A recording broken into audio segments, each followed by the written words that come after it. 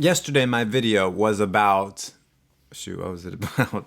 Yesterday I made a video where I talked about living life as though you are a cog in a machine, and how maybe actually, even though it sounds like, oh man, I'm giving up my freedom, I don't want to be part of the machine, that it might actually be the way to live a meaningful life, is to have other people relying on you and you're relying on other people. Some of you in the comments section mentioned another brick in the wall. You thought maybe I was going to use that analogy instead of the cog analogy. And I think it's interesting because it's related a little bit, but another brick in the wall is a different image, and it has a completely different meaning than cogs, being a cog in the system. Of course, I'm talking about Pink Floyd's album from 1979, The Wall. And I'm pretty sure we've all heard the famous single, Another Brick in the Wall, Part 2. We don't need no education, we don't need no thought control, and so on and so forth. All in all, you're just another brick in the wall. The Wall is a concept album, and not to bore us all with a synopsis, but basically it's about this character who's a rock star, and he isolates himself from the world and builds a wall to keep himself apart from everyone else. And when they toured this album, Pink Floyd actually built a wall on stage as the concert went on, and then at the end knocked it down. Spoiler alert, the wall came down. Now, if you are a Pink Floyd or rock and roll student, perhaps you have advanced degrees, a terminal degree in Pink Floyd studies, you may know the story behind the writing of The Wall. Let me give my spin on it here. The story, whether it be apocryphal or not, Pink Floyd was on tour in 1977. The thing is, Pink Floyd, for a lot of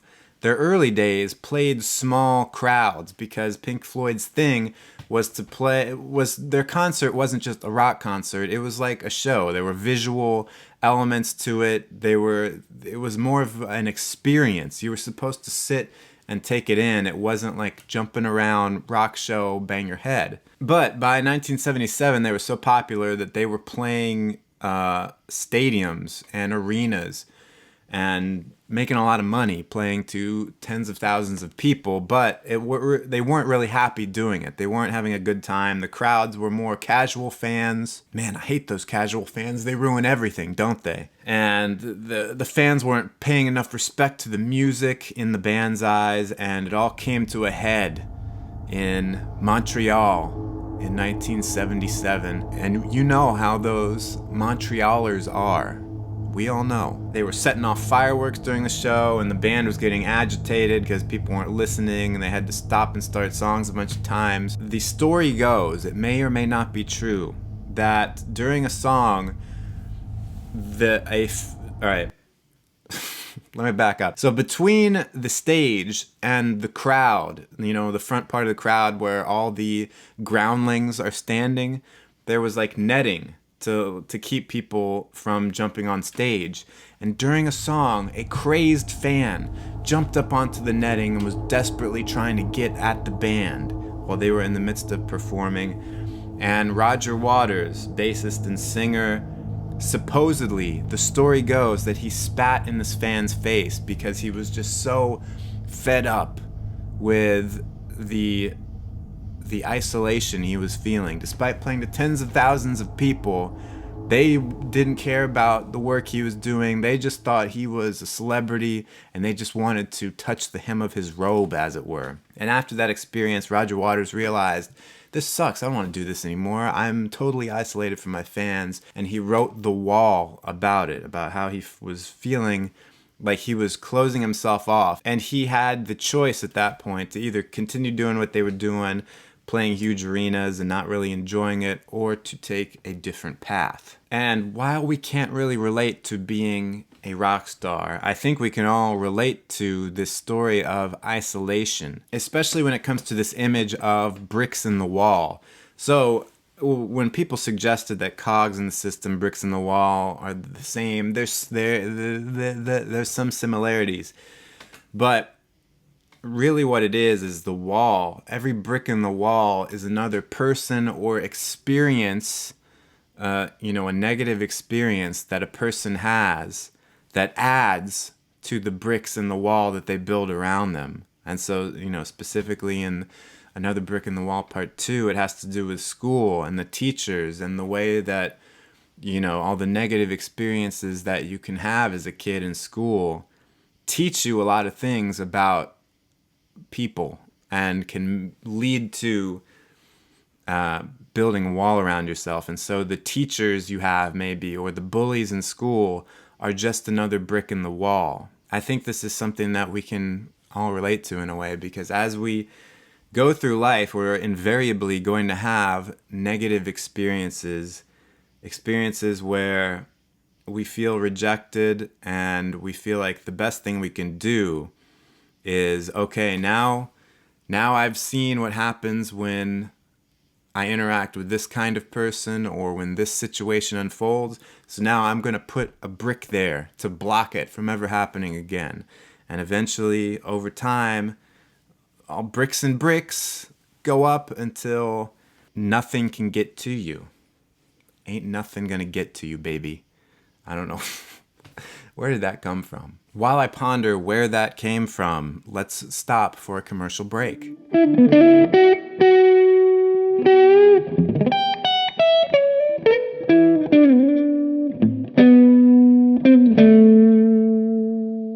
That's how you do it.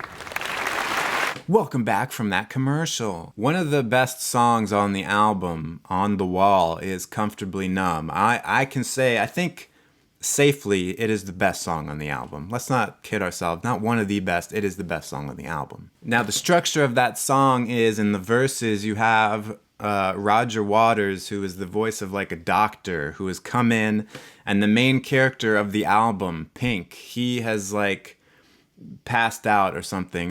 I should have done my research. I should know this. But anyway, he needs to get a shot of something to be revived.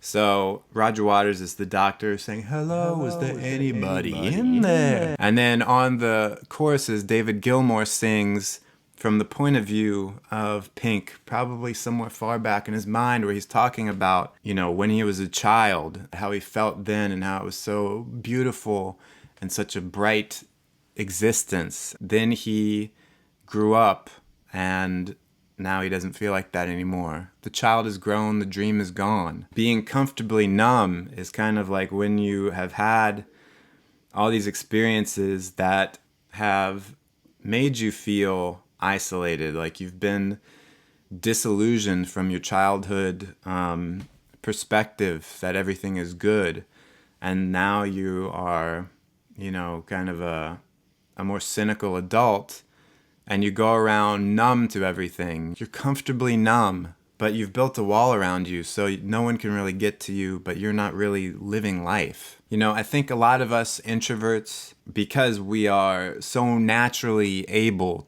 to retreat from other people, and because we need to have our alone time. I just need some alone time, Papa Elf. Because we naturally need that, it can be easy for that to start to become much more negative. We can begin to go beyond just recharging and then going back out into the world to staying in recharge mode and saying, you know what, I'm just going to stay here. I'm going to build up a wall and I'm just going to isolate myself and keep out the others. A lot of you might say, well, Frank, I didn't isolate myself. Everyone else isolated me. They built the wall around me. But I think what you have to realize is that, yeah, it's not easy. I'm not saying it's easy. People are trying their darndest to make you build a wall around yourself, but it's ultimately you who puts the bricks down and leaves them there and doesn't knock down the wall. Isolation can be good in short stretches. We need it. We need time for introspection and to just be with ourselves. But isolation in the long term, I think, can really warp you. If you stay isolated for a long time, man, it is going to be really difficult to get unisolated. Once the wall has been there and the mortar has set for a while, it's going to hurt a lot more to knock it down. It's going to take a lot more manpower. You're going to have to call in Ty Pennington with a crew, and they're going to have to wreck it with sledgehammers and stuff on TV. It feels so good to isolate yourself. Like, I'll be honest, I love being alone by myself, but when I have long stretches like that, at the end of it, when I realize I can't do this anymore, I need other people. It's really difficult to get back into that, to un-isolate yourself. We isolate ourselves to avoid pain.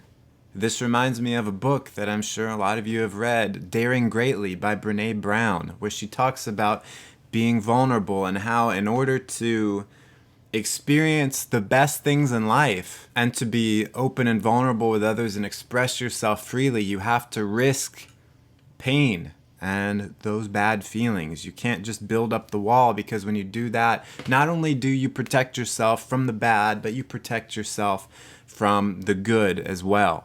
And so there's my little PSA on don't isolate yourself. Break down the walls that are surrounding you. The bricks that other people try to put there, don't let them put it there. Just slap it out of their hand. Say, nuh-uh, no bricks on my watch. Get them out of here. I don't know what you think you're doing coming around my place, putting bricks all around me. Make sure you unsubscribe on your way out. Thanks so much for watching. Every like that you leave will give you 10 years of good luck, and I will see you tomorrow. This doesn't sound like Bigfoot at all. I don't know what I'm doing with this song. I can't even sing it right.